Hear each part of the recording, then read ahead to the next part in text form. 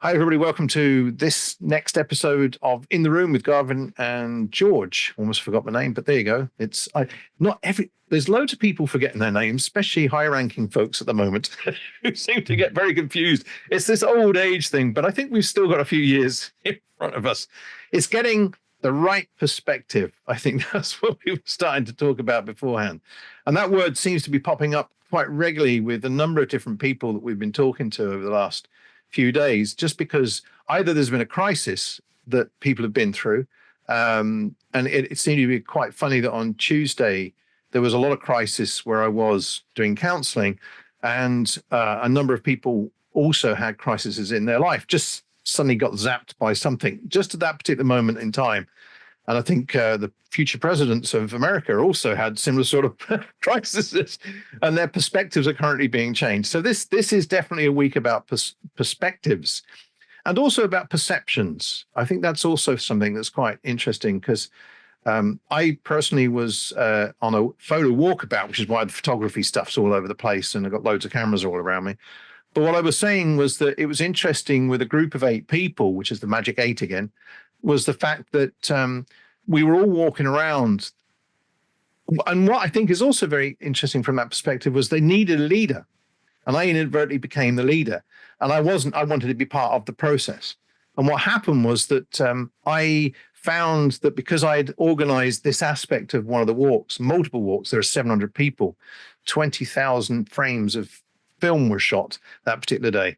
They were quite happy that somebody had actually taken the lead. And I think that's something that we discover that quite often it's when there is no leader and everybody's trying to vie for that position, but don't really want that position, that you suddenly realize that somebody has to take responsibility for all the things that are going on. And I'd just done a very simple act of saying, okay, look, I've done this before, I'll do it. And then hopefully I'll be able to enjoy the day as it was. And by being humble and serving in that kind of way, I found that I had a very enriched experience, and so did everybody else, because they just wanted someone to lead them around this walk so they could snap away and take some photographs. And at the end of it, when all the photographs were processed, the negatives, everybody got their images back. And we found that even though we were in sort of the same space, seeing the same scenes, we looked at things from a different perspective. We had a different perception of what was going on in front of us. And I found that very fascinating. It's stimulating in me at the moment, this concept of the way we design images and how we design images. And one of the things that I found fascinating through our conversations this last week or so, when you've been talking about the 7x4 frames that are currently white, they are flat, that when we've been talking about the images that you want to put on it, you want to create depth. And creating depth means you need to use perception. Or perspective rather, sorry, you need perspective in there. And that is exciting me with the way that we're moving forward with Any Which Way But Out, because I'm excited about the way we're going to light this we're going to paint with light to create depth within our images. And is that where you're seeing things yourself? How had you ideas about that, or were you surprised that I've just gone through that rant there? Not quite a rant, but just basically talked about how I perceive things at the moment. No, the great thing about it is I could have went off and started talking about perspective, but you've actually led me into talking about Any Which Way But Out and maybe how we want to paint it, and give it for this further depth and for other people more, to the viewer, the end viewer. We don't know, the customer.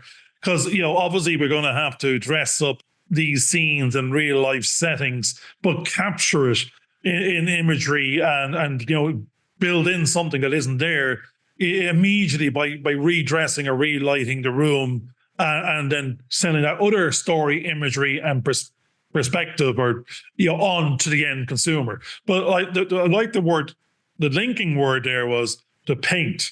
And as you said, we just jumped off to what's happening at the moment is, I think our resident artist, carpenter out the back, Sid Evans, is in full assembly mode. I think he's about 34 into the 52 in terms of assembling the 7x4s, which are these frames. We want to frame some imagery on them, painting on them imagery, which is going to come from the storyboarding that you're also doing. So we're going from a micro couple of inches of storyboard that's coming from this scene or shot, or we're reading in the film any which way but out, and that was your first pass of what you saw to then look at it as DOP or director to go, that's the image we want to catch. Now to blow that up into a real setting, there's a second pass of that we're talking about, which is taking that image, that shot, that storyboard, and bring it to 7x4.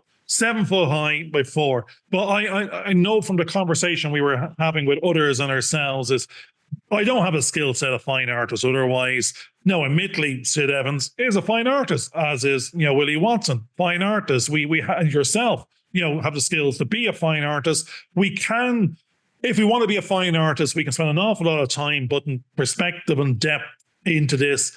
And make it a fine art something. It's not its purpose. It's not its journey. It's not its story. The story we want it to be is the minimum. It's a pop art. It's a pop of color to grab your attention and maybe, look again and see what's there. And then depending on your perception of what that's trying to tell you as a story, if it's only one image of something, but we know it's an image of a film, a one of 52, one of 1,000 of shot storyboards, that we want to get. What could one 7x4 possibly tell us other than grab our attention because it's large, it's colorful. We don't even know the image of story that's going to be on it yet, but we know I'm looking forward to popping some art onto it to get this blast of primary colors, enough of an imagery that I can tell a story that will join on a journey of one of 52 to 1,000, and then jump from the canvas to wanting to see the real life story of any which way but out. So either to support or promote or be part of it, own a piece of it. There's lots of there's lots of different perspectives that can be there in the future. And I don't even know how it's going to get. There's a lot of work coming on down the line. Don't want to be negative about any of it, but it's on a journey of its own. And depending on our perspective or perception of how things are going, it's in its infancy. It may never end. It may never begin. It may never get the second part. Or actually, are people going to get excited along the way with us to go, how is this story going to turn out? Even the first part of the story to make the film any which way but out, to light it, because there's a different order here, or maybe it's parallel, or maybe one is before the other.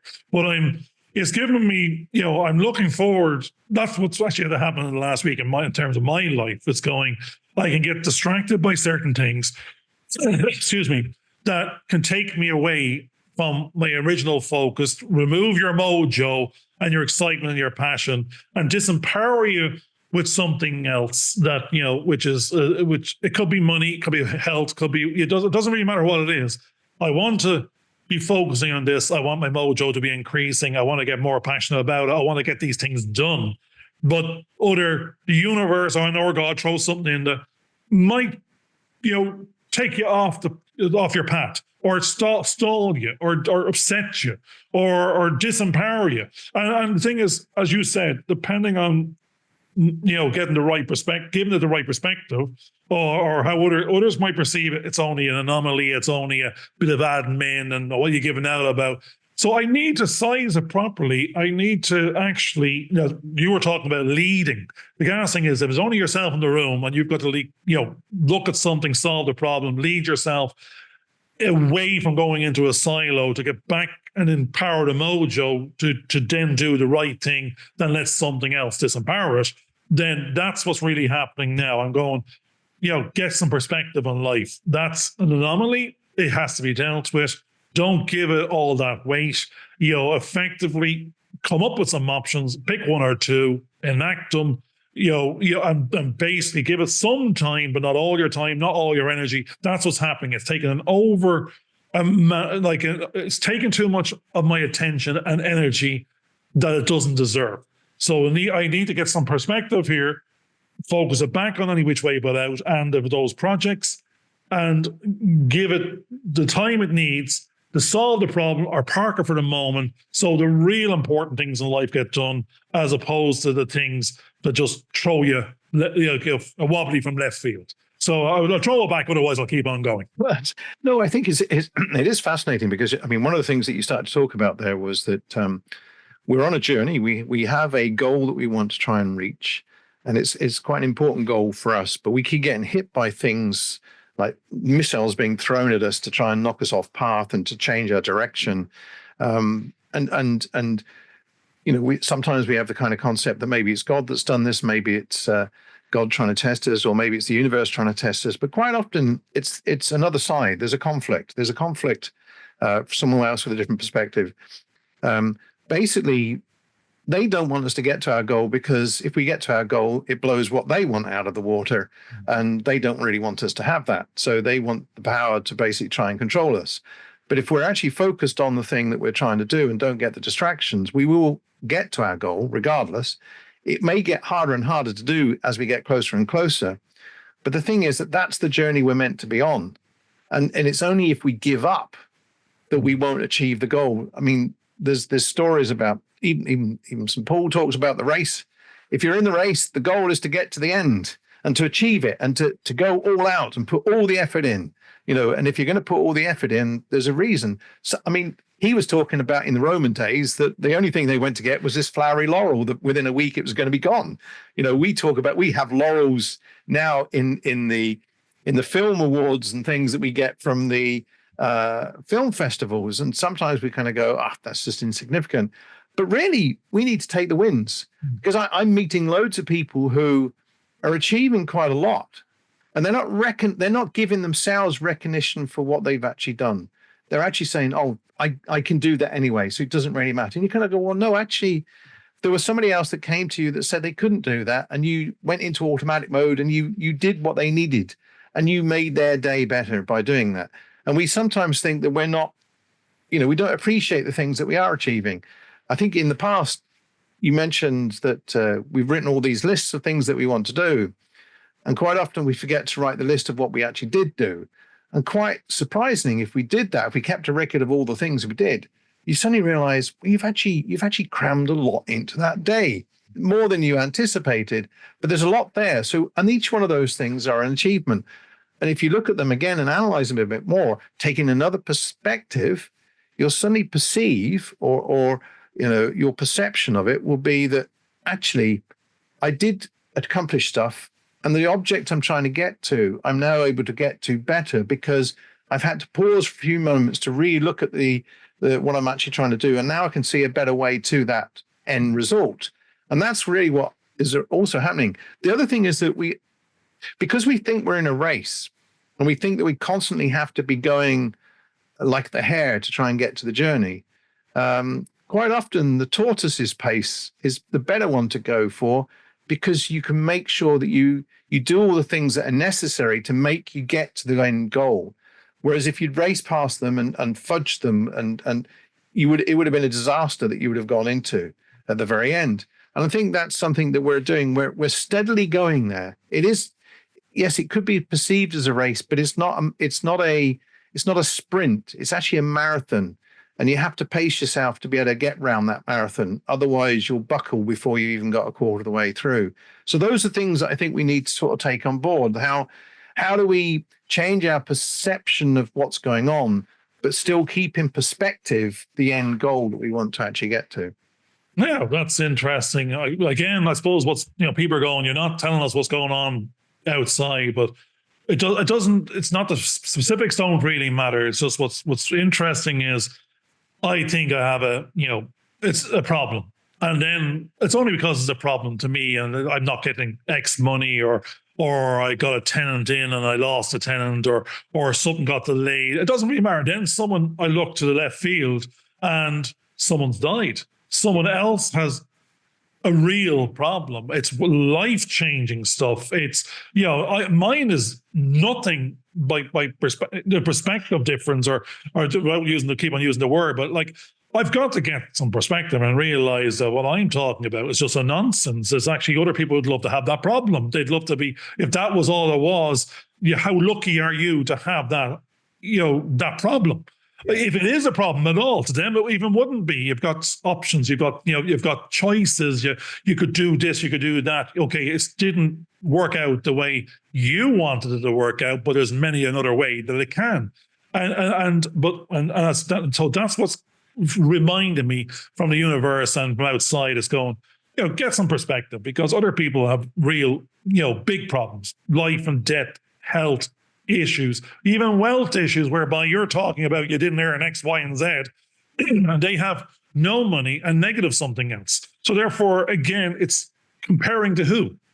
So, I mean, I heard yourself even talk about for a second about, the little tick list of what you're achieving, and you're giving yourself your own goals of what you can achieve. Now, I do get a little bit of imposter syndrome, and then I do watch those programs that again go, how the hell are these people achieving so much? And I mean, it's not a 10x, it's a 1000x what you're doing. And I mean, I can't achieve cutting the grass on a day in question, because the things I'm giving myself to do are nearly excuses and nonsensical to go, I did something, as opposed to I achieved something.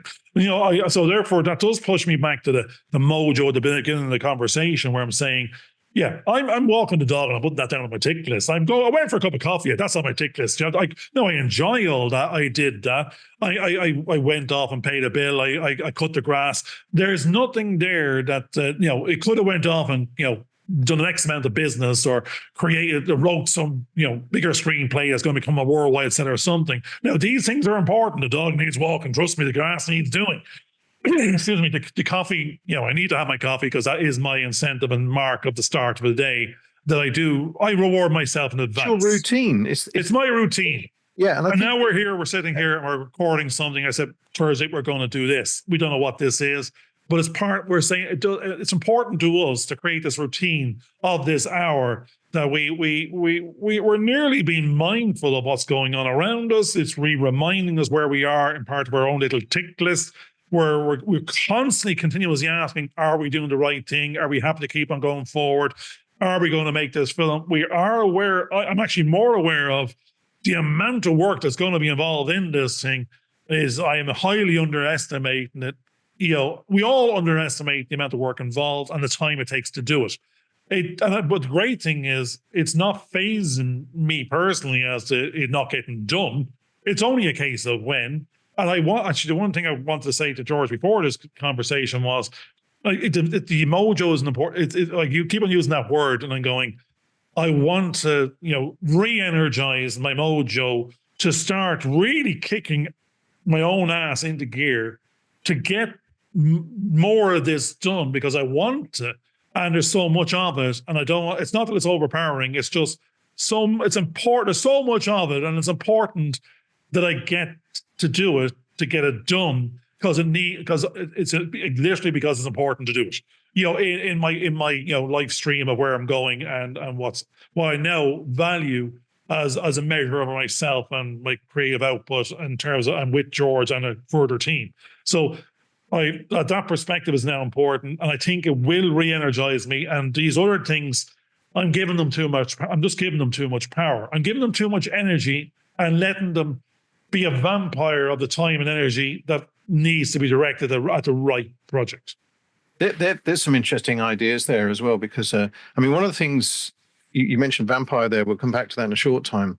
The fact that you have the opportunity to go for a walk, take the dog for a walk, go for a cup of coffee, and although there seem to be small, insignificant things, in one way, they're the things that keep you healthy. They also give your mind a chance to unravel things and reflect upon the situation, which I think most people are not getting that. Most people are finding that they are in such a ragged race that they are worn out. They're being overloaded and overwhelmed, and they can't achieve the goals that they want to, and they're actually getting burnout. Whereas one of the things that's really important, I think, is by having those little routines that we've got. And I've set up my own little routines, doing something similar in the morning. I'm not getting the exercise. I should be doing probably more exercise, but I'm still running around doing stuff. But I think those are important things, because if we don't think about our health, especially at this particular point in time on the journey that we're on, we can very quickly get burnt out. We can have all kinds of other things. Our bodies will actually break down. So it is important that we maintain that kind of body side. You've had a couple of scares yourself this year. I've had a couple of scares 3 or 4 years ago. They were minor things, but they're just little promptings to say, you need to change your perspective. You need to change the way you're doing things. And I think there was one thing that you were doing. You were looking at you were feeling that because you were having the joy of going for your cup of coffee and that little walk and taking the dog for a walk, or even cutting the grass, as you said, the grass needs cut. And someone has to do it. I'm the same. I've got to cut the grass outside as well. I've got to build a shed. I've got to put up a couple of fences and things that in themselves, when I get a chance to look at them, they probably won't take that much time, or they may take longer. Now, you were talking there about the things that we're trying to do, and they're not happening. The perception is that they can be done in X, Y, and Z. But one of the things I've learned is that the real perspective is that everything that we plan takes 3 times longer than we perceive. And if we're prepared for that, then it doesn't become an issue that it's taken us longer to get to where we need to get to. But what's important is that when we do get there, we're building a solid foundation to build things. Otherwise, it'll fall apart.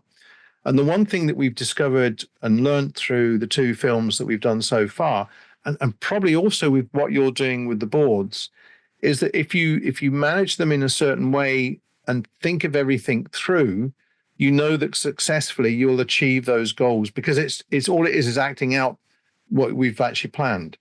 And if we've planned buffer zones in there for any eventuality, because most things, something will go wrong during the process, or not as we expect. So if we anticipate the unexpected, we can actually work those things in. And somebody actually said this about a tapestry, that quite often the flaw is the thing that gives it its beauty, because it's allowed us to do things in another way and make sure it works. And I think that's happened with ND, because in the storyboard process of ND, I had a lot of scenes that were in the middle of things, but it overcomplicated it. And what we actually found was that if we actually changed our perception and cut those out, the film actually worked itself without having that interplay that I thought I needed. And similarly with GVH, we'd shot a couple of scenes that we thought were really important, integral part of the story. And then one day, because we had an issue with costumes, I suddenly went, hang on, let's just look at this from a different way, different perspective. Let's cut those out and see if it still works. And it worked. It may have seemed radical, because it's a totally different way of doing it, and we can get overly precious about what we think should be there. But by just stepping back and looking at it from a different view, a more holistic view, we were able to see that those scenes weren't necessary, but we were able to incorporate those into the trailer. So they weren't lost. They just added another little spice to the trailer. And I think that's something that's really important, that we are being hit by, the global situation at the moment is enough to put people into hysterics and kind of start thinking they need to build atomic bomb shelters and, forget about the house, just dig underground so we've got somewhere safe to live, for a couple of weeks or whatever it is. That's a load of nonsense as well, because they're all things to distract us. And I think, there's we've both lived through at least 50 odd years or more, and we've seen things going on. In the year I was born was the Cuba crisis, where everybody thought there was going to be all kinds of wars and all sorts of things. We've lived through a lot since that sort of period of time. And if people gave up on their kids, which is what potentially could have done at that point, we wouldn't have been able to achieve what we're achieving. But I think we've all had exciting lives. We're now putting another chapter into that life, which is the making of this film. And I do believe that we'll get there, because we have a solid ground that we've built. We've built the foundations to the processes that we're going through. We know they're solid. They've worked twice. We've tested them. There's a couple of things that we want to test out again, and we may find that we need to do another little film just to test that bit out, but that's okay. But it's also exciting because what we're now moving towards is creating something that is heightened from the 2 films we've done before, going the extra little bit of the journey, We're talking about light and painting with light. We're buying lights now so that we can light those things. We've created scenes that need light, need shadows. And if you talk about the X-Files and how they did things, they found that the more light they had, the more dark it could look, which is kind of strange because of the shadows and things that are on things. So we want to explore those. And we're also going through a journey now, which you've enacted by having those 52 frames built. If they weren't built, we wouldn't have been able to put anything on them. So you've done the first stage, which is to have them built. The next stage is what to put on them. But we're going to be doing the storyboard fairly soon. Now that I've got my accounts out of the way, which is something that has to be done, tax and deaths, and I've done a couple of funerals, I can now go back to, and as you said during the week, focus on the reworking the script, going through the script to make sure it's what we want. We know there may be another iteration, but once we've got it to a certain stage, I'll be able to do the storyboard, which will then provide the potential images that will go on to those I keep giving 72, but it's actually 52 frames that are actually going to be there. And I think that's an exciting, what bit by bit. We mentioned in a previous one, how do you eat an elephant? It's one bite at a time. We know we've got a massive thing that we've got to try and accomplish. But if we just work our way through the details and just take the little bits that we can cope with just at that particular point in time, we will achieve the goal in the end. And it may seem insignificant. It may seem quite simple what we've done. But those simple little activities that we are doing that seem pointless to some people are actually fairly big linchpins into the overall structure of what we're actually building. Yeah. Well, again, I'm hearing the strange thing is this other people's perceptions. At the moment, at different times, I feel guilty for not doing more. But more of what, for who? Actually, the strange thing is not guilty to myself for doing not.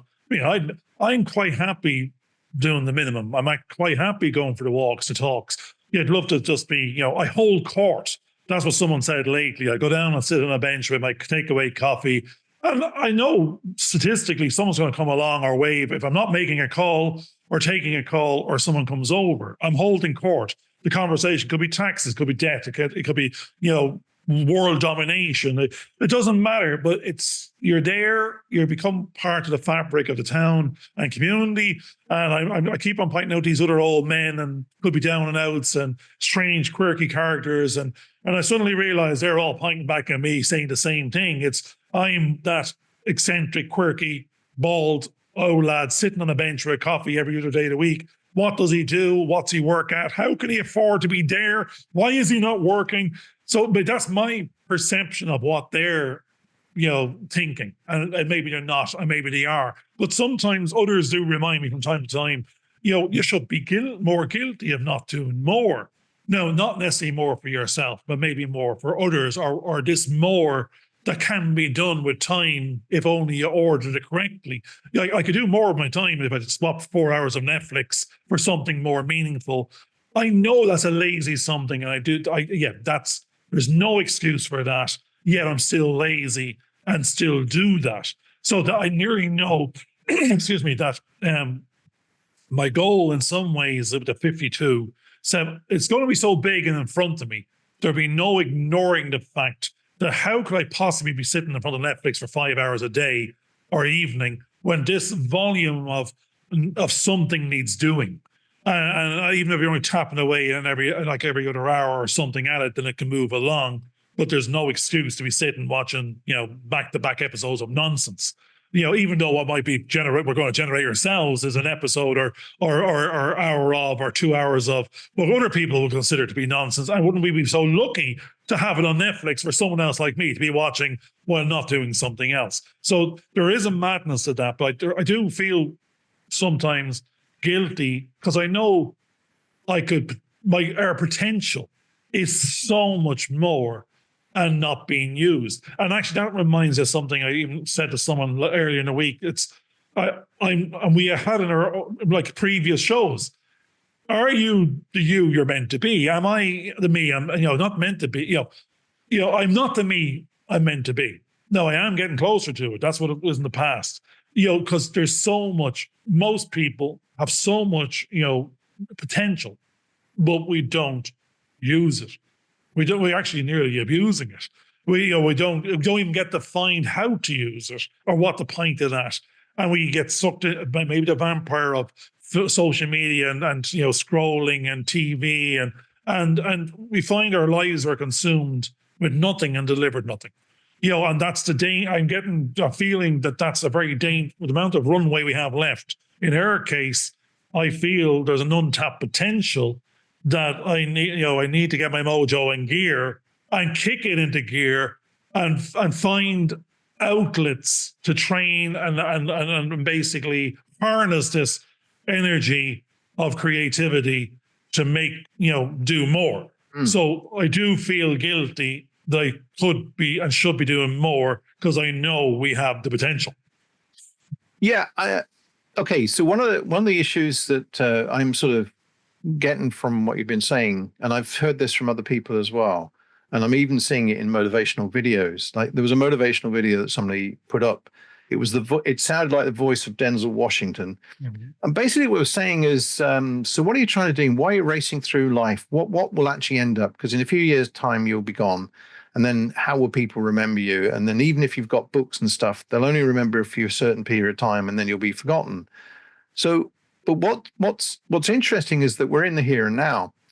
And during what you've just now said, you'd mentioned that quite often people say you're holding court. But you happen to be there.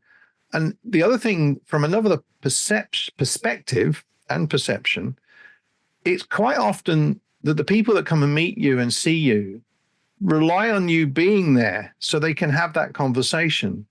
And although it seems maybe, no, I don't think I think from what you've been saying to people, you invest a lot in those conversations. You put a lot into the conversations you're having. You're trying to help through the things you're saying, because you're giving them a different perception of what their life is and how they might be able to do things that they may never have thought about. And if you see the same faces time and time again, it's because they want to see you and they want to see you being there, because that becomes a sense of a rock for them potentially, because their lives may be in turmoil. And it just gives them a bit of fresh air to come down and see this very enthusiastic, eccentric character who's having a coffee. They can't understand how he can't be, because in their minds, to do what they think you're doing, you need loads and loads of money. And quite often, people are chasing things in their own lives that they don't really need to be chasing.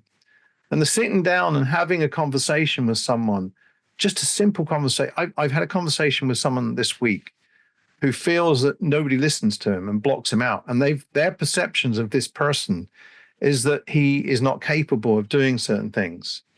And yet the conversation I had was with a very intelligent person who totally understands the way the world works.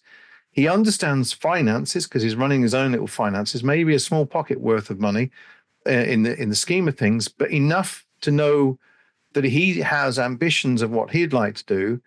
And his frustrations is that nobody's listening to what his needs are. They're all trying to meet their needs, and they're actually ignoring him because they actually don't perceive him as a person. They perceive him as a problem, and that problem needs resources and stuff. And he's kind of going, but if you allow me to think for myself, I could do this, and this. I can do X, Y, and Z. I don't want to have the life that I see my family are actually having. Because they're wasting it. I don't want to be wasteful. I can be resourceful, and I've got a plan of how I can do that. I just would like to enact that. He's also seeing that there are stumbling blocks he's achieved, and he's being told by certain quarters that he can't progress unless he achieves something else. And now he's kind of going, how can I do that? And in a conversation we've had, we've looked at what resources he has available, and he can literally fund that over the next year and achieve that goal. So again, it's going back that it may be a mammoth thing that's there, but he's sufficiently young enough that 10 years isn't going to be that much. It's going to go very quickly. He could achieve some of the goals he wants to, or he could be stuck where he is, and his goal is to basically push beyond that. But one of the things that I'm sort of trying to get to is that if we have a certain way of living and we're being made to feel guilty by other people, it's quite often because they're jealous that they're in a life that doesn't allow them to do those things, which would be quite nice. And I know my wife, she used to watch lots of TV and she still tries to, but she's got herself into a job that she's now, she enjoys the job, but she's seeing lots and lots of blocks left, right, and center. And she's also been wondering, why did I change from what I was doing to this, which is a load of hassle that I don't really need at this age. So she's actually looking forward to giving up some of that work. So we may, because we perceive other people think they're jealous of what we're doing and we're worried about what other people think, we can put ourselves into a jail, effectively, bind ourselves up in chains that suits them because they're preventing us now from accomplishing our goals. Whereas those, what are small luxuries, they're only small luxuries. They give you time to reflect on things. They give you a chance to meet other people and chat to them. And then you get a chance to recuperate because you're actually sitting vegetating, as you say, in front of a TV. But there are ideas coming from that we can implement within our ideas. So again, if we change our perceptions of what those things are, you can see that that's what gives you your creativity and allows you to do things that you want to do. Now, what's interesting again, I shouldn't be keep on saying that. What's interesting again, because that's another one of my little, weird, repetitive sentences. Excuse me. And again, I should have had a glass of water and keep on coughing. And I didn't have that either. I don't even have a glass of water. But I am guilty on two different things there now. I'm trying to always, with people I encounter, tell them that they're well capable of change and giving up what they're currently doing and simplifying.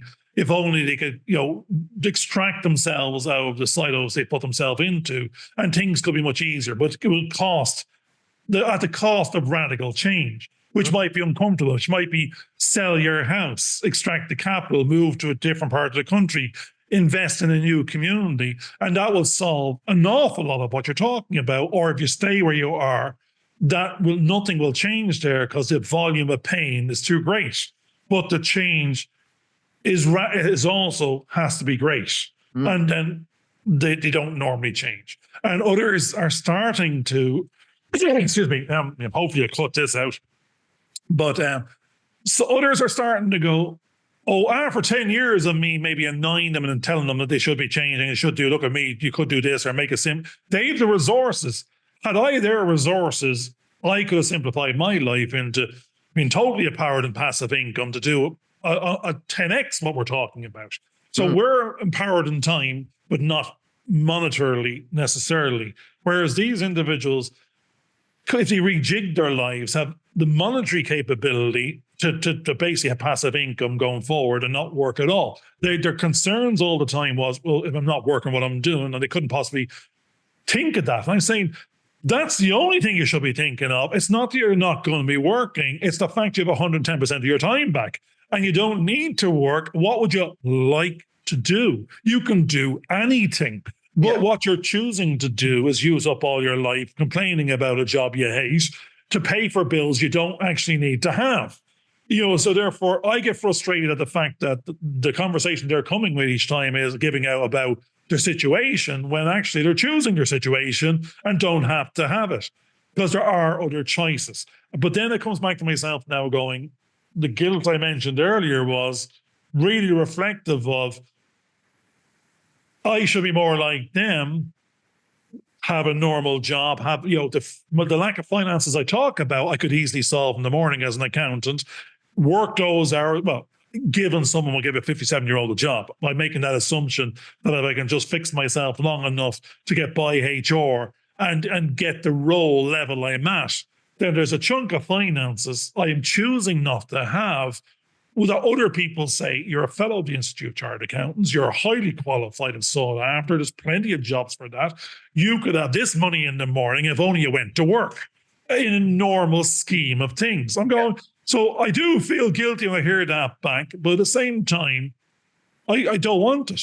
So I'm not guilty for that. I'm guilty for the lack of, what it would provide as an outcome if only I could find it another way, which again puts me back to the mojo of, well, we will make this work, but not to other people's understanding and their perspectives of it and their perceptions of what it should be, but more our own level of understanding of what it can be and should be based on what we'd like to do.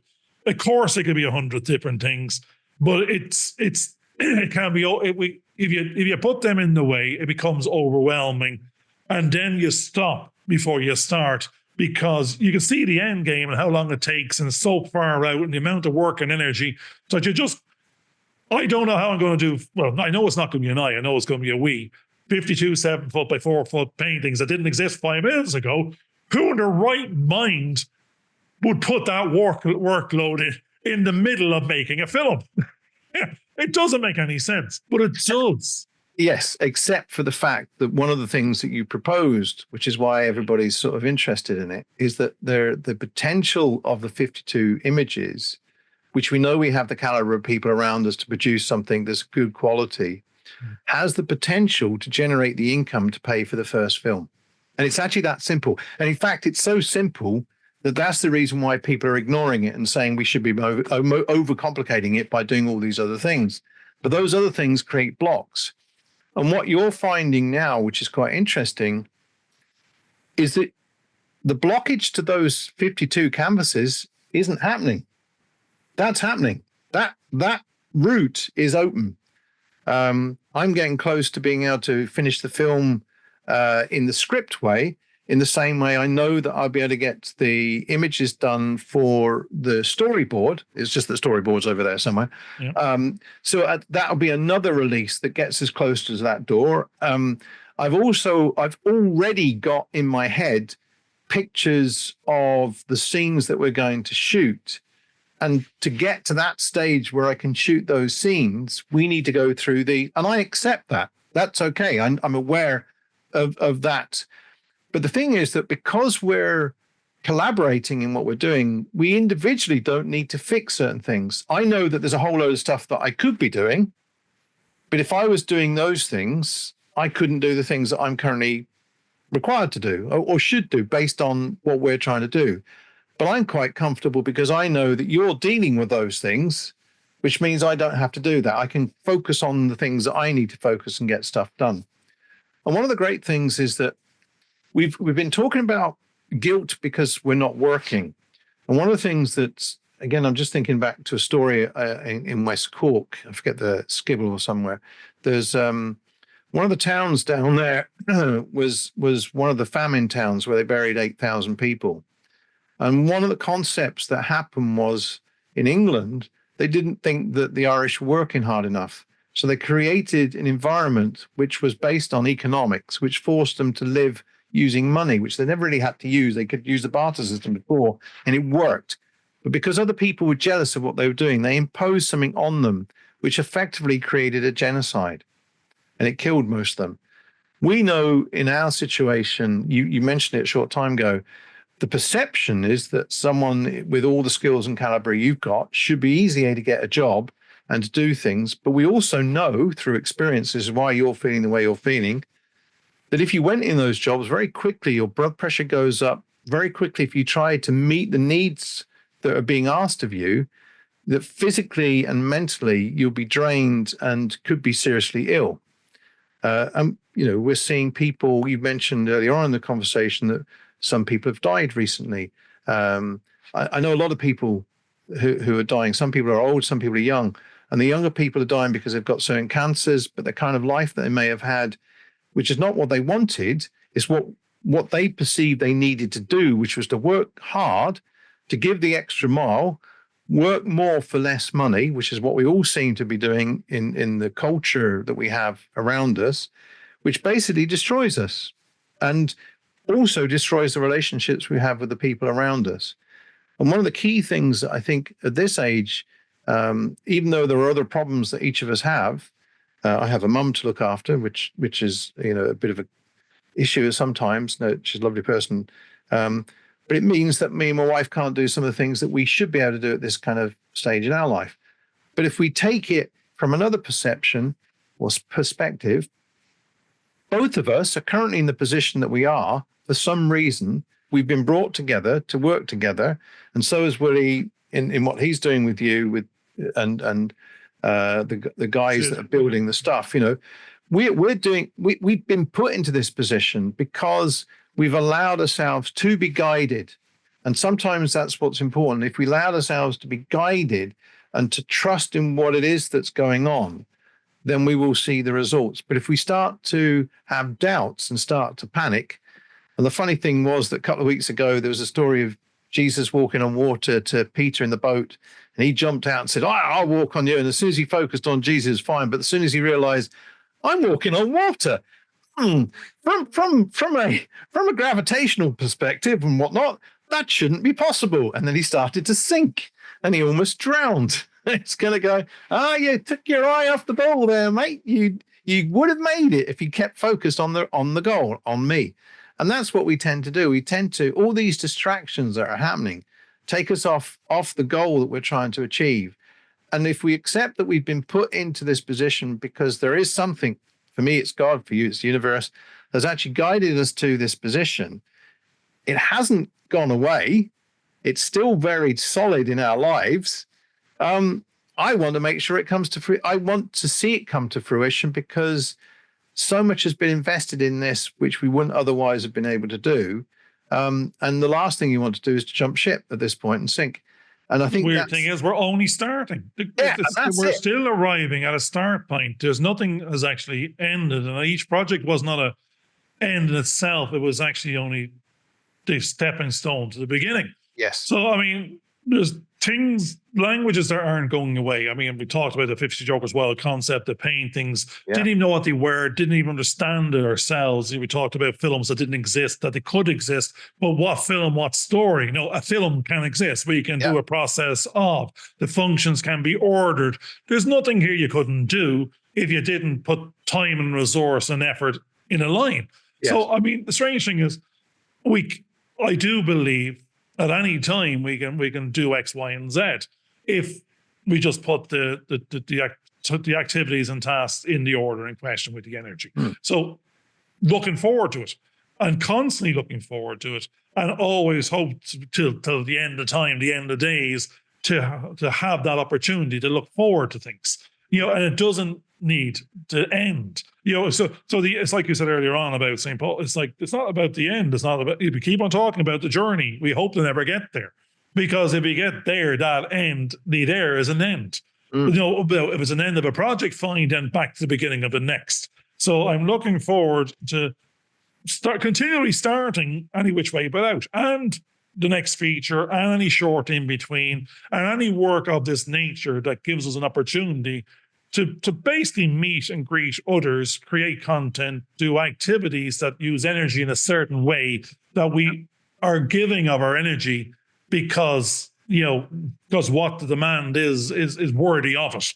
And that's why I'm looking forward to. And if we paint the painting, I've even spoke to my sisters, and we had an ongoing joke for 30 years now, because they're two fine artists that went to college, got the top marks in the college, and we're constantly slagging each other that they've this God-given talent that they've honed and tuned, and then I'm going, just use it. Stop making excuses of cleaning or doing this or bringing the kids up.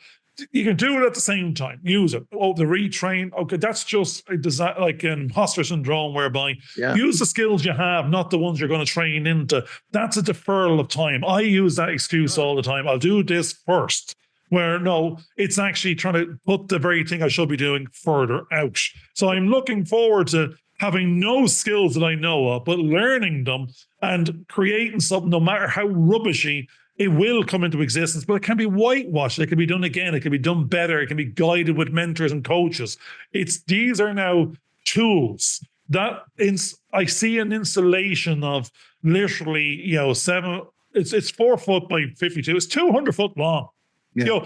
It's commanding attention is what it's going to be. And it's the first and the foremost attention is mine and yours, and whoever, ourselves, and our language to then be held accountable. I keep on saying, I want to hold myself accountable and responsible to put something on it, or to make something get on it, or facilitate or empower something to get up there. And it's happening. It doesn't matter what it is. It's going to be hanging on walls. It's going to be up there. We'd love to think someone's going to buy it and pay for stuff. It has that, but it will have that potential. It can go on a journey of something else once it exists. So I am yes, it may not get this figure. It may not help finance the film, but it will help. It will help communicate it. It will help get attention for it. It will show that we're holding ourselves accountable on a grand scale of believability, of story, to basically I'm nearly forcing myself. That's what I'm going. There's a stack out there piling up now that it's going to force me into action.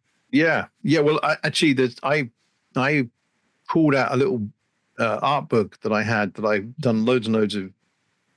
They're kind of doodles, but they're very art-like doodles, and using basic lines and circles, and then you join them all together and add color to them. It seemed, but they can be very effective in what's going on, and they can be done very. I know that you'll be able to do this. So one of the things I'm thinking is maybe if we do abstract art instead of any form of realistic art, there's something that could come out of that. No, I've already decided. No, that's not a no for everyone. No, but I think it's just something it's something that can be done. It's another it's not what. Yeah. That then the weird thing about that is then you're trying to compete with fine artists or artists in terms of abstract. Actually, no. One of the things that I think what's interesting is that there's the potential, because what I'm actually looking at is how can I connect that? Right. No, connect it to the film. That's the whole point. To the film. It's more. Right. If we go back, because one of the things that's quite interesting is that we're actually, when we're doing the film, we're doing landscape mode, which could be, what was the dimensions? The 7x4. But you're talking about portrait. Now, one of the things that's quite interesting is that in the making of GVH, which was all shot landscape ways, we needed a poster. And when I created the poster, we were using portrait mode, but I used images from all the film so that one of the posters had 4 scenes in it that worked in portrait mode. Oh, that's what I like. No, that's in terms of. I think that's the way. That's what we mean. Not abstract where you're going as a bunch of squares. Don't know what that is. Yeah. But more, you're back to the pop art. You're back to the 2-dimensional, but a little bit of a pop. But then the story is in it, and the imagery is a simple imagery. Well, I think one of the things that now here's the lovely thing: is 52. Although we're using 52, I reckon there's going to be at least potentially 4 images in each of those 52 that comes from the film. So you're actually talking about, was it 208?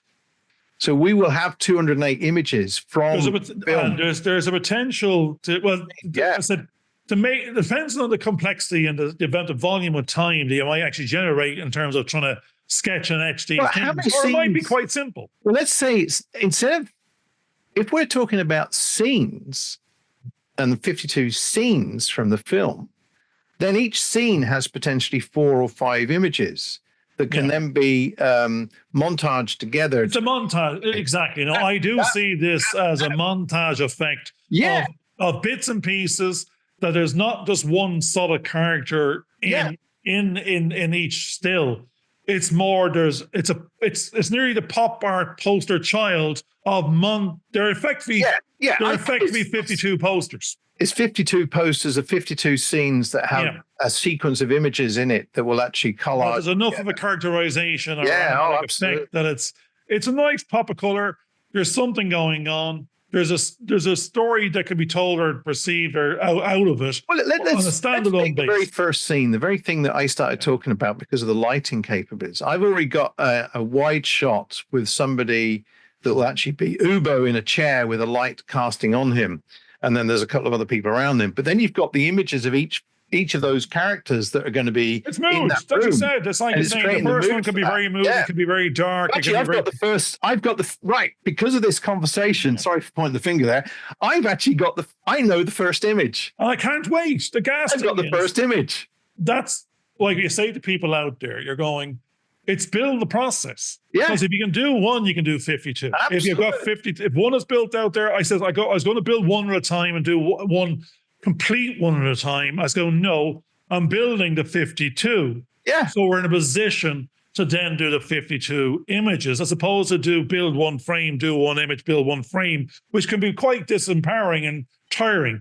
You're going, it's stage by stage in its entirety as opposed to one piece. You can film one scene in totality now as a film. You go, why bother? Yeah. You can do it. The minimum there is do the short.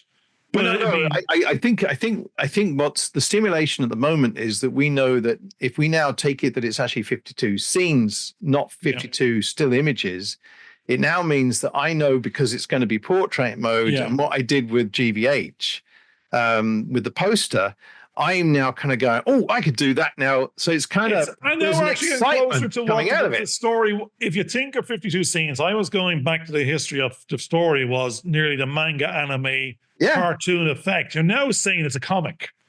Yes. It's a pop art comic. 52 pages. Poster child. Yeah. If anyone stood on its own, effectively it was a poster of the film, poster child for the film. Oh, wow. This is something else that we should also consider, because based on that 52 images, because it's now portrait mode, it's basically a book.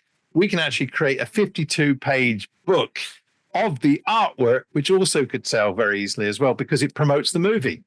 And there we have it. Now, again, it's all art. It doesn't matter. Don't overthink it. There's lots of work. Don't get put off by it. People are excited. There's evidence of work done. Yeah. That was the one thing about the little sticker now, that we got a nice number. You know, I'm very excited about 1,000 views on LinkedIn for our little win in Hollywood's, Golden Age Festival of Best Comedy, for GVH, which to George was saying to me, look, we're co-producers. That's a sticker for producers saying, job well done. You did what you said. You got it from ideation to IMDb credits. And not only that, it won a little sticker. Yeah. And there was 30 or 40 likes on that. And I know that's nothing in terms of social media world, but they were from individuals that were like-minded peers, got from actor to writer to producers going, good on you. And I think that to me was a removal of some of the imposter syndrome. Well, I think going back to the idea of perception and perspective, I think the key thing there was that it's not about having millions of people because that is really insignificant. That's about quantity. We're looking at quality. So the people that are commenting, even though it's a smaller number, there's a caliber behind them that's kind of making that more justifiable in what we're actually doing. So I think that's really quite good.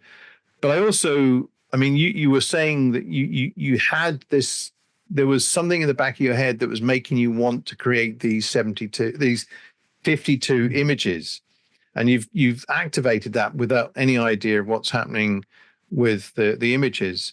And during this conversation, because I know where the genesis of it was, my mind is now kind of going, right, I now see the image that goes on that first one and potentially the other ones based on the scenes.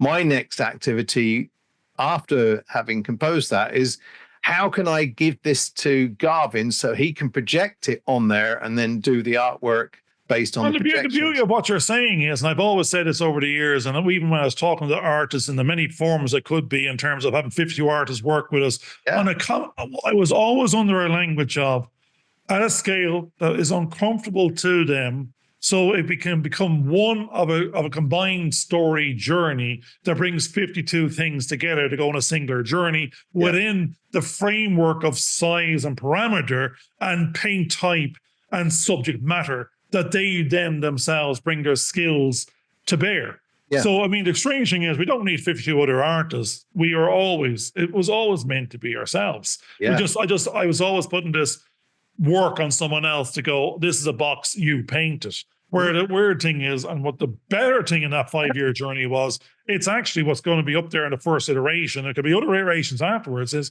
our story, our journey, our art, and our skills. Why keep on doing it for imposing our ideas onto others? The others in question is ourselves.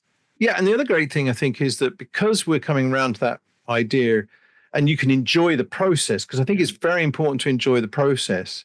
Why are we not allowed to enjoy what we're doing at this particular stage in our life? Why can we not, see through our own things? One of the things that was coming to mind during the early part of the conversation was it took 13 years for Dyson to come up with the Hoovers that he was doing, the vacuums. And he was using bits of plastic and stuff and binding them up and saying, this is how this will work. And everybody's kind of going, he's mad. Why isn't he getting a full-time job and doing it properly? Now look at him. Yes, it took 13 years to get from the basic concepts to where he was going. But now he's got a multi-million or billion-dollar business going because he's stuck at it and saw it all the way through. Now, what's interesting, and just to cut across you for a second, is it's actually imposter syndrome. Yeah. I'm not an artist because I didn't go to art college, I didn't learn the techniques, and therefore I couldn't possibly do that. I didn't go to film school, can't make a film. God almighty, I couldn't possibly write a script because I'm not a writer, don't know how. And what the normal thing with me would be is I cannot write a script till I go off and learn how to write a script and basically put it in that order. I need to do some training courses on paint, colors, and art to go off and actually do it before I can put pen or to paper or I can put paint to canvas. Whereas my lazy man effect it's actually kicked in the other way around now, is going, I'm going to go bish, bash, bosh, 10 grand. I'm going to go 7 foot high, 200 feet long. And if I'm going to do it, I'm going to do it, go large. And I don't mean the I mean the we. And I don't need to know how. I just need to do it. And I'll learn as I go. I mean, one of the great things, if we go back to a couple of other podcasts, it can be done. If they're looking at the YouTube video of one of the podcasts that we did, which was about angels, all of a sudden you went and did a thumbnail, and it was a lovely little thumbnail that generated quite a few views. Now, in the scheme of things, maybe not many, but 1,000% more than what we normally would get, just because of the image. And you didn't think about it; you just did it, and you didn't need to learn. What you want. You got the right shape and everything else, and it looked really, really good, and people liked it because it wasn't overthought. And I think that's something that we need to think so much to make sure that we can make people comfortable in what we're doing. Because the goal of what we're trying to do is to make 8 people comfortable going on a journey with us to make a film in a week, and potentially 48 people over a 6-week period, which gives you a feature film. But our goal is to make sure that they feel comfortable. So we are looking about the customer, what the customer needs, but we're trying to work a way of getting to the point where we can bring those people in. And although that goal is to get those 8 people in for the 1 week, 48 for the 6 weeks for the feature film, that's only a stepping stone to the next part. You talked about the journeys and the worry is about getting there. Well, actually getting there is quite exciting, because if we can get to that point, we know that we can get to the next step. And then we know we can get to the next step. Then we know we can get. And although they're small jumps, they're not the end goal. They're leading to something else that's bigger and bigger and possible as we go along that journey. And the great things about having these conversations at the moment is that if people aren't watching them now, over the next 5 to 10 years, depending on how our journey goes, people will want to come back to this, because they'll see that this was part of the genesis of where we end up getting to. And we don't need to know where that is. We just need to have the courage to go along the journey that we're taking and see it through. Find out where it is. That's the weird thing. We only know where now is. We don't know. We're just saying we'll possibly aim in that direction. And if things work out perfectly in that order, you might end up there, wherever there is. But the strange thing is, we're not aiming for there. We're actually only aiming for here. We're saying this is a good day. If we do this, then we'll get to tomorrow. And stage by stage, we can't, if we keep on jumping to the end game, there's too much of a gap of what's not done as opposed to what is done.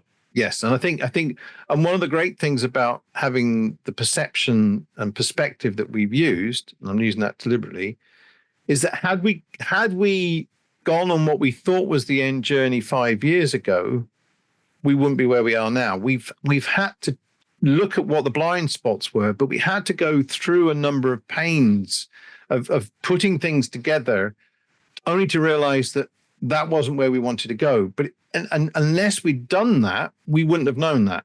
So quite often the journey of going what seems to be the wrong direction is important, because it actually trains us into realizing that's actually not what we need to do. Now we know it.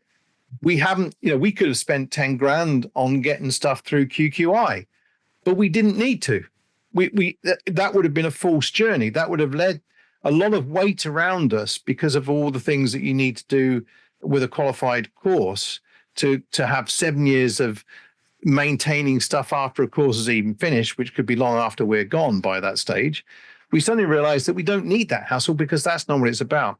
And I think even in the last week, we've suddenly fine-tuned what the 8 roles are. We're not going to say it now, but we know what those 8 roles are that people will go through on their journey. And it was keeping it simple, keeping it really simple has actually made it more crystal clear of where we're actually going. And I think the weird thing is 8 on their own is simple, but 8 blended is complex. Yes, that's right. So that's the thing. It's the blending is the mystery or the USP or the unique selling point, and the real product is nothing is separable given the minimum of what's going on. The minimum of what's going on is a full film down to the shot in the moment. So it's everything that's there at the same time is the real thing. It's not I'm a cameraman or this is a part of a script. It's a pure blend of the course of the film, happening in any moment of any day. It's empowered. The planning, it's mostly in the pre-planning. And I'm excited about, and that's what we're saying is our start is 6 months before the start. You're talking about the storyboard, you're talking about the script, you're talking about its preparation to be ready to deliver is the real game.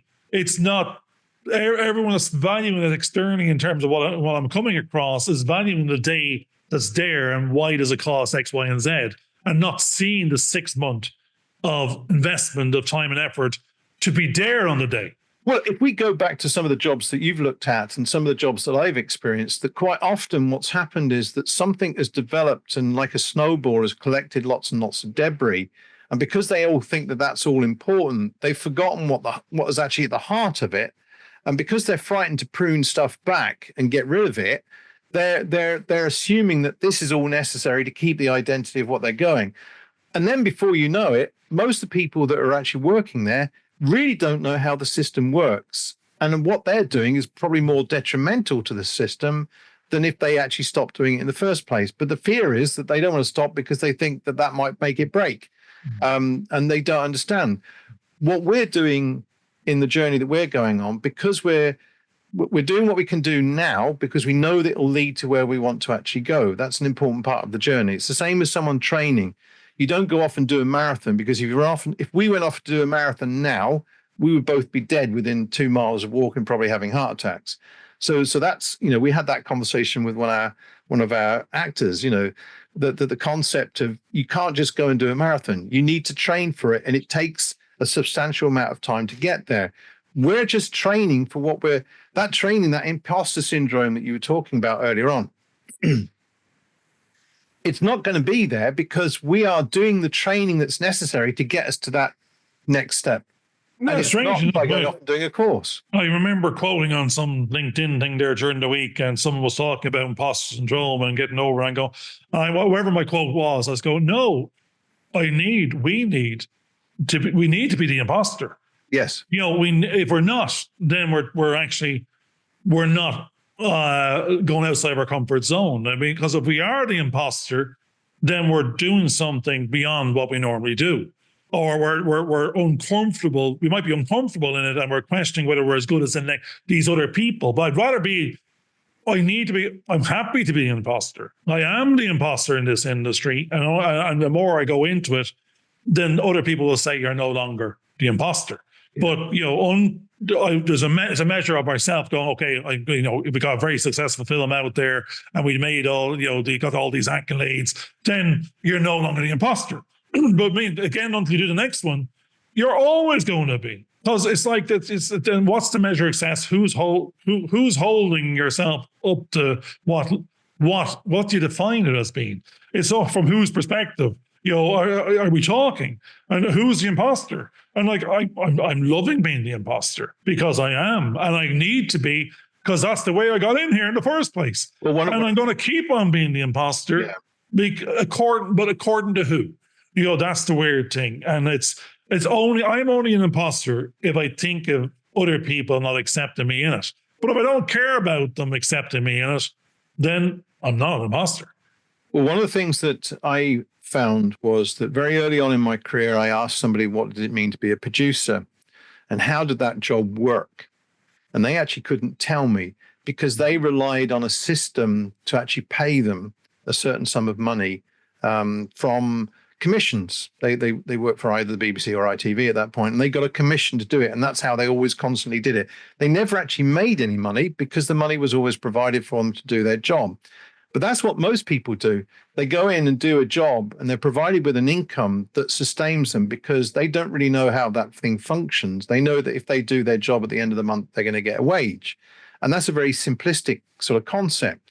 The problem with that is that when people are then made redundant because there isn't enough work to go through, they then start to blame their employers because they should have actually supplied them with the work to do.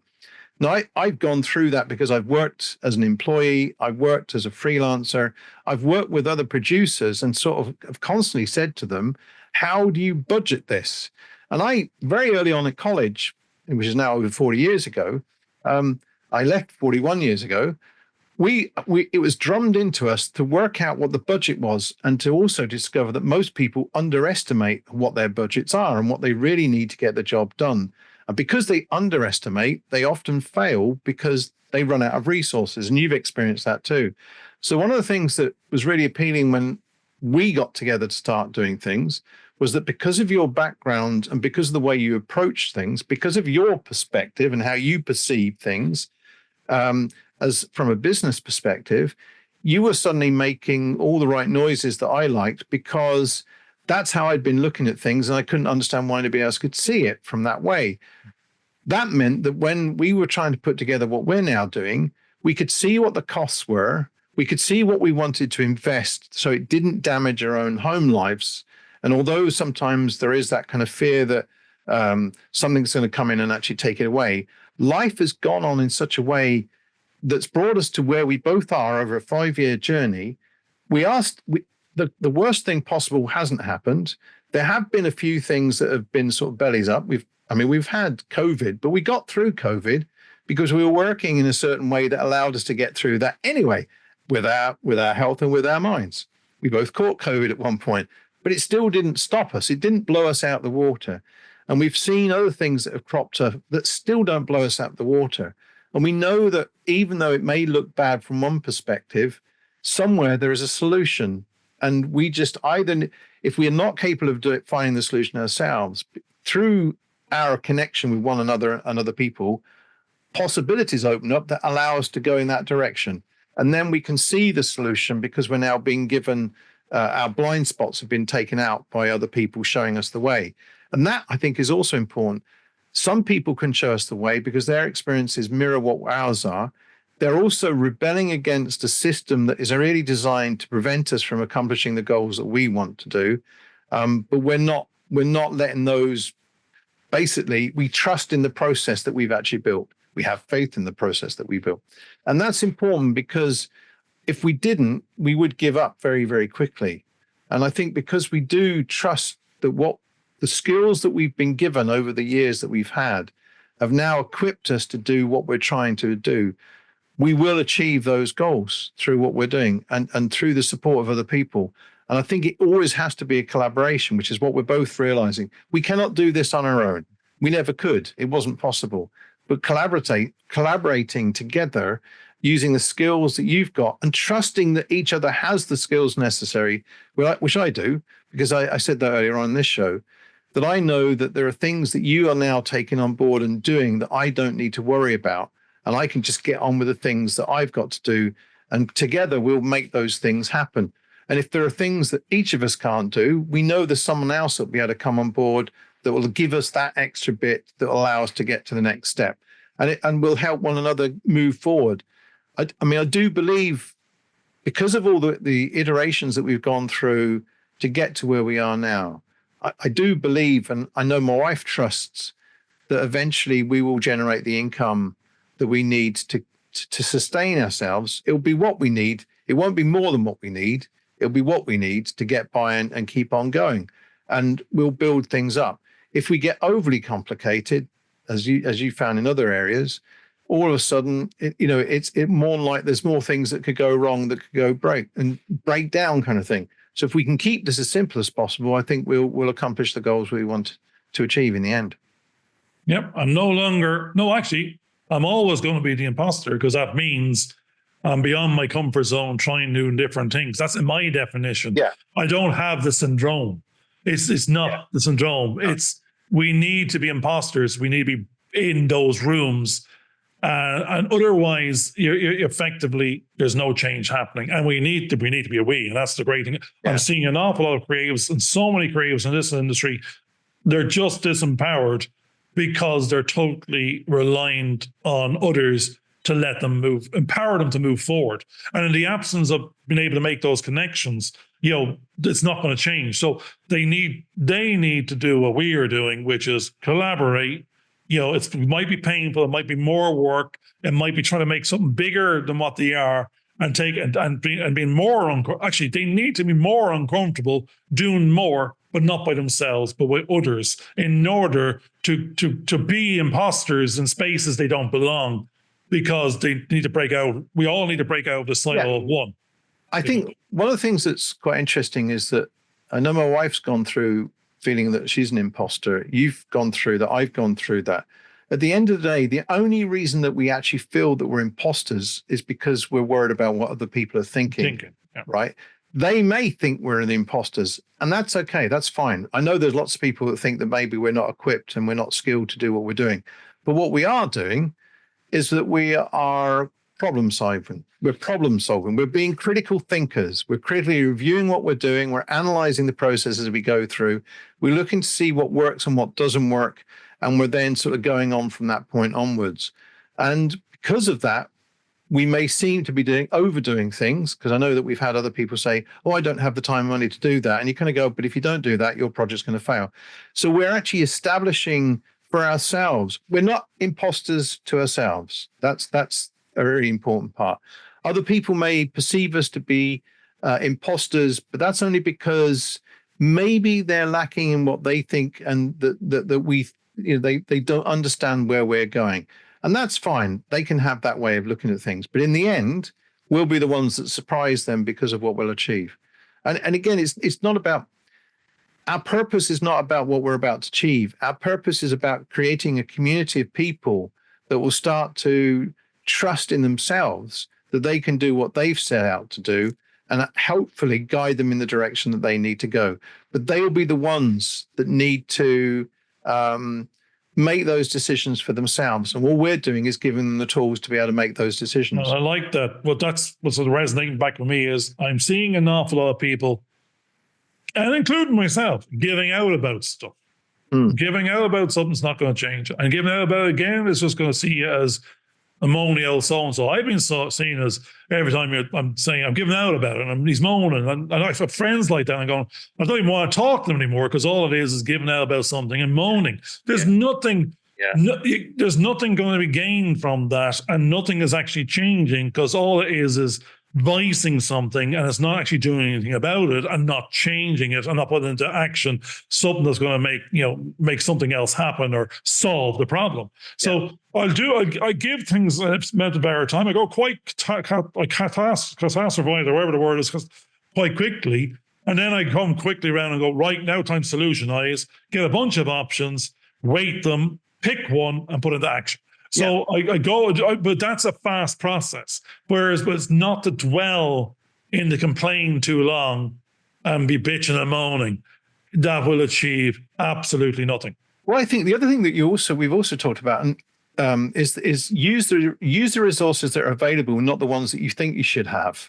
Okay, and I think that's really important, because like yesterday evening, I have a whole load of negatives that I wanted to basically scan, digitize, and I'd set up my scanner had stopped working, so it had broken down, and I couldn't find anything that would allow me to fix it. And I said, well, there's another way of doing it. I can use my digital cameras on a rostrum.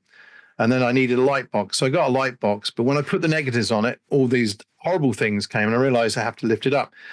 So in one case, if you look at it one way, everything I did last night was a complete disaster, because nothing really went well.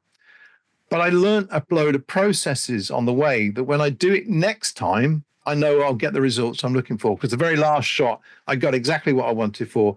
And I was able to record then, how did I do this? What did I need to get that done? Right, I don't need any more. I don't need to spend any more money. Because usually what happens is that if people have a problem, they think if they throw a load of money at it, it'll solve the problem. Quite often that causes more problems. So all we need to do is look at the resources that you have around you. There was a show, wasn't there?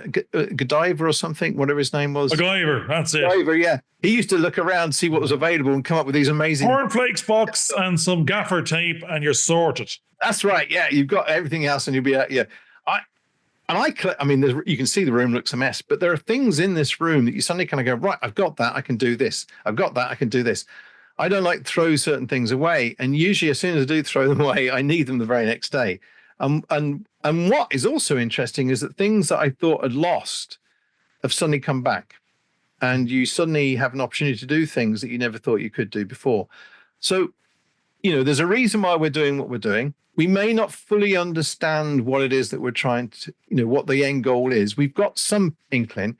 We know, and that's what's exciting through the films that we've done, is that even if you plan the umpteenth way of doing it, there will be there'll be a spanner thrown in the works, and it's up to you how you then solve it. But if you look at things without moaning and kind of go, oh, actually, I could do it this way instead of that way, it'll end up being better.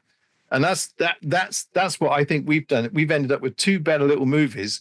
We know the script they're working on at the moment only needs to be taken to a certain level. Then we can work it through to the final thing, because we'll be editing the script verbally on set. It will be edited again when we go through the post-production process. And the film that we end up with isn't going to be the one that we're making now. It isn't different, but it'll be a lovely little movie. It'll be really, really good, and we'll have enjoyed the process and what we've learned.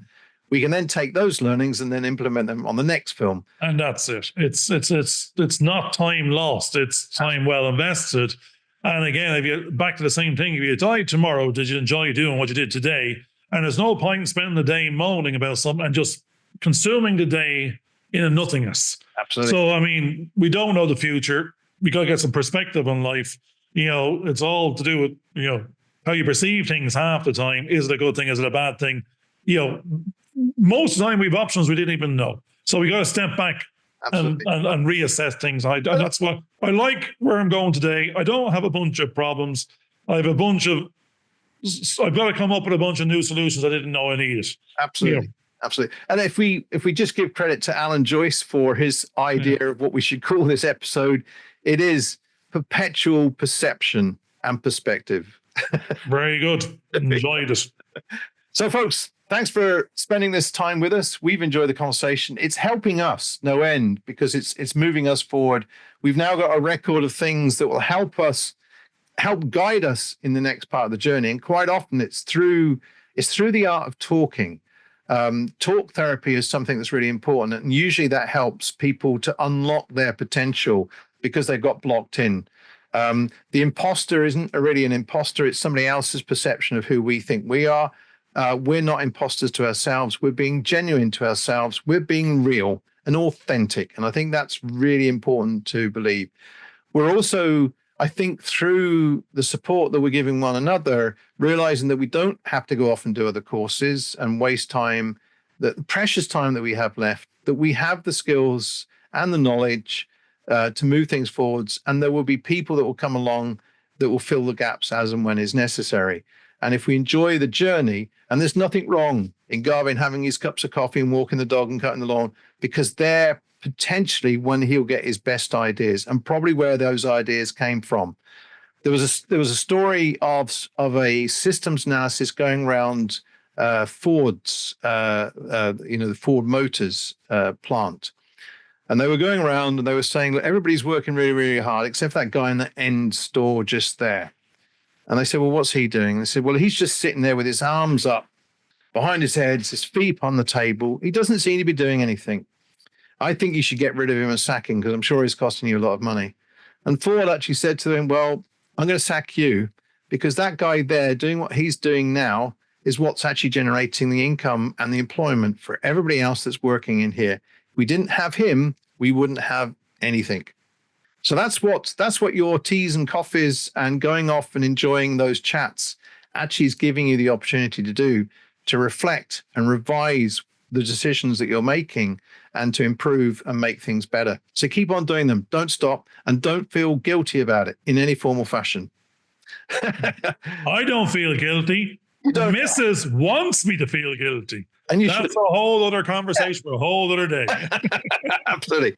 Everybody, thank you very much for listening to the show. We appreciate it. And even if it's just the two of us listening, if you do like and subscribe, I'm sure you'll benefit from our little discussions, because they can help other people. As I know that the people that Garvin talks to down in Thomastown, in the middle of the street, it helps them and it gives them that support that they need.